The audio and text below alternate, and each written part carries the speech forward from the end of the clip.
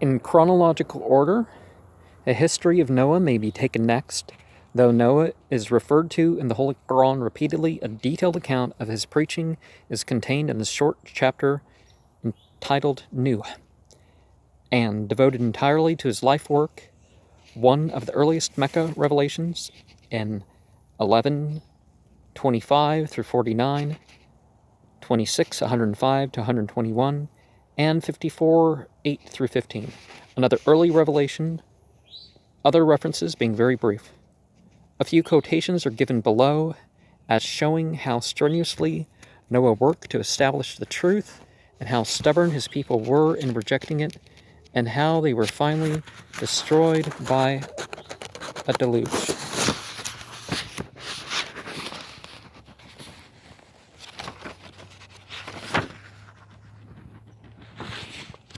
Surely, we sent Noah to his people, saying, "Warn thy people before there come upon them a painful chastisement."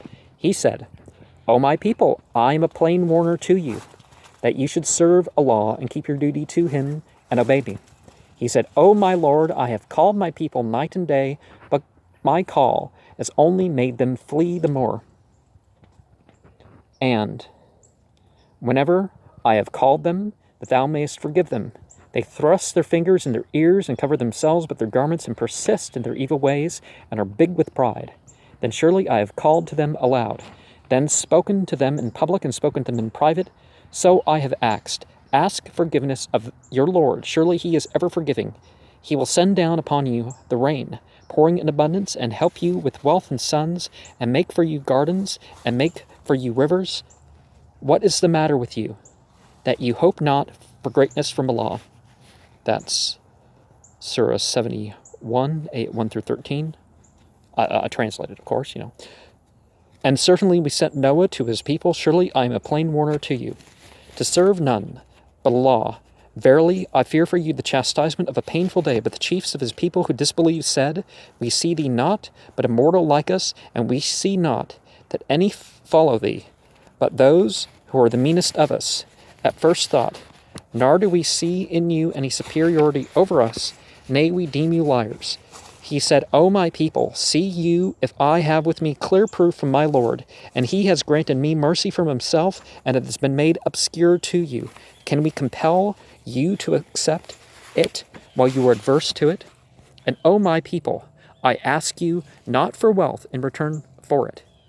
Surah 11, 25 through 29.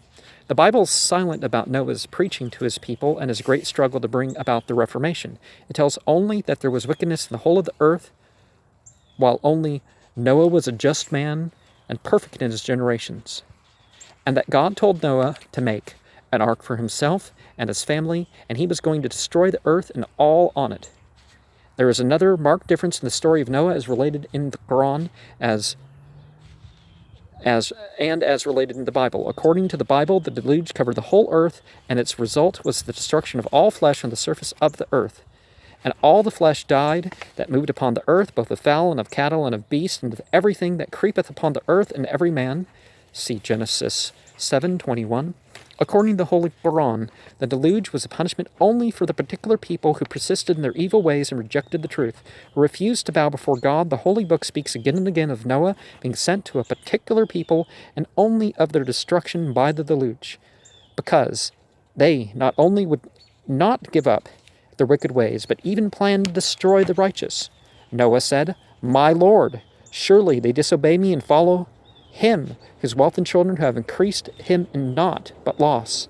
And they have planned a mighty plan. And indeed they have led many astray and increase thou the wrongdoers in naught but perdition. Because of their wrongs they were drowned, then made to enter fire. So they found no helpers besides Allah. See Surah 71, ayat 21 through 25. My Lord, my people, give me the lie. So judge thou between me and them openly, and deliver me and the believers who are with me. So we delivered him and those with him in the laden ark. Then we drowned the rest afterward. See Surah 26. That's Surah 26, 117 to 120. And remember, these pictures of the ark. You see, it's really like a big old barge. And 1073 says, "But they rejected him. So we delivered him and those with him in the ark, and we made them rulers and drowned those who rejected our messages." Thus, according to the Holy Quran, the divine purpose was the destruction of evil and injustice, not the destruction of flesh.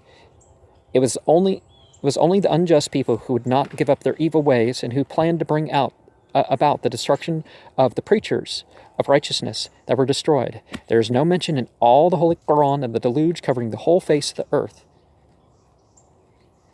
And there's indication that it flowed into something, or I don't know if we're going to get to this in this selection, but another difference is that while according to the Bible, only Noah and his family were saved, according to the Quran, there were other people who believed in Noah and they too were saved. As for the above quotations, the aim was destruction of evil is further emphasized by speaking of a son of Noah who was among those who were drowned because he too persisted in evil. But of this there is no mention in the Bible. From Surah 11, ayat 42 and 43, we have some words not quoted. And then, "And Noah called out to his son, and he was aloof. O my son, embark with us, and be not with the disbelievers. ... And a wave intervened between them, so he was among the drowned." I don't remember any other words, but that could be just for a fact. But and there is thus this essential difference between the two stories. All the righteous are saved, not only Noah and his family, and all the wicked ones are destroyed, including even a member of Noah's family, according to the Quran. The Bible also speaks of a son of Noah, but the difference is remarkable. It makes Noah the first drunkard to such an extent that he becomes naked. Genesis 9:21 says, "And he drank of the wine, and was drunken, and was uncovered within his tent. One of his sons, Ham, saw him in this condition, and when Noah awoke from his wine, he cursed Canaan, the son of Ham, and condemned him to be a servant of servants to his brethren."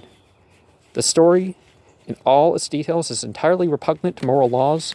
Canaan suffers the fault of his father, but the fault was really Noah's own. Moreover, it ascribes the sin of getting drunk to a prophet of God. The story, as narrated in the Holy Quran, has a moral purpose behind it, but as related in the Bible, it shocks the very sense of morality. There is the one in the Bible does.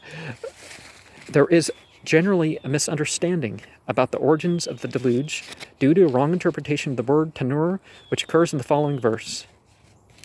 See Surah 11:40, which says, "At length, when our command came, and water gushed forth from the valley, we said, carry in it two of all things, a pair of thine own family, except those against whom the word has already gone forth, and those who believe."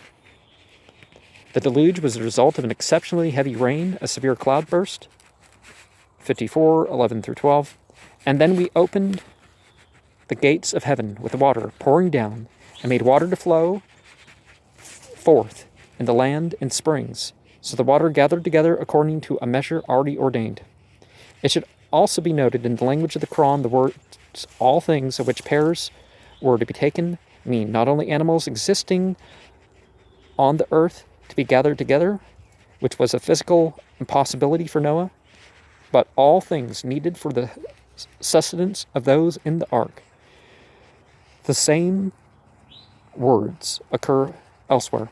"I found a woman ruling over them, and she has been given of everything." As a quote from 27:23.